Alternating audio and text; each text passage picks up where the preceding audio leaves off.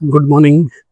मी आत्ता सिडनी एअरपोर्टवर आहे आणि आत्ता इकडे 7 वाजलेले आहेत. माझी सिडनी टू मेलबर्नची फ्लाईट होती 6 वाजता. सो मी काही फ्लाईट मिस केलेली नाही, पण इकडे नवीन राडा झाला. आमचं जे बोर्डिंग गेट होतं तिकडे 2 यंग मुलांनी मारामाऱ्या केल्या, काहीतरी वादविवाद झाला आणि they fought with each other physical, आणि त्याच्यामुळे बोर्डिंग डिले झालं. नंतर पोलीस आले, मग त्यांनी जे काही त्यांना डिटेन करायचं होतं ते सगळं केलं. बट त्या सगळ्यामध्ये आमची फ्लाईट मात्र डिले झाली आणि हा खेळ इथेच थांबला नाही. इव्हेंच्युअली आम्ही विमानामध्ये बसलो, वी बोर्डेड दी फ्लाईट, आणि नंतर कळलं की त्या फ्लाईटचा जो नॅव्हिगेशन कॉम्प्युटर आहे तो पण बिघडला. And here we R.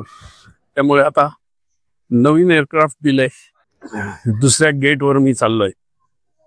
आता हे सगळं जे झालं याच्यामध्ये आपण काय शिकतो की या घटना आपल्या कंट्रोलच्या बाहेर आहेत. त्या 2 मुलांचा इमोशनल कंट्रोल गेला आणि त्याचा सगळा इम्पॅक्ट आधी त्या प्रोसेस डिलेमध्ये झाला. दुसरी भानगड झाली ती म्हणजे कॉम्प्युटर बंद पडणं आणि आता गेट चेंज करून नवीन एअरक्राफ्टची शोध, त्यातलं सगळं सामान काढायचं, all that stuff. He baby step number 16 आहे, बोनस स्टेप आहे, ही मी देणार नव्हतो. पण ॲज अ इन्व्हेस्टर सगळ्यात महत्त्वाची गोष्ट काय असेल तर ती आहे इमोशनल कंट्रोल. सो कधी कधी आपला इमोशनल कंट्रोल ढळतो आणि मग एक मोठी किंमत मोजायला लागते, जशी आज त्या मुलांना मोजायला लागली. खूप वेळा स्टॉक मार्केट खालीवर झालं की लोक असंच करतात, त्यांचं ग्रीड आणि फिअरचं इमोशन जागृत होतं आणि मग they do whatever they do, irrational behavior, and that creates losses for them.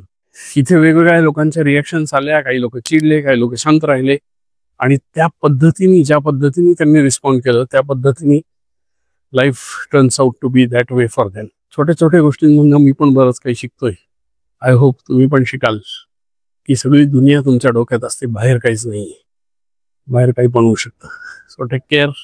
I am boarding my second flight now.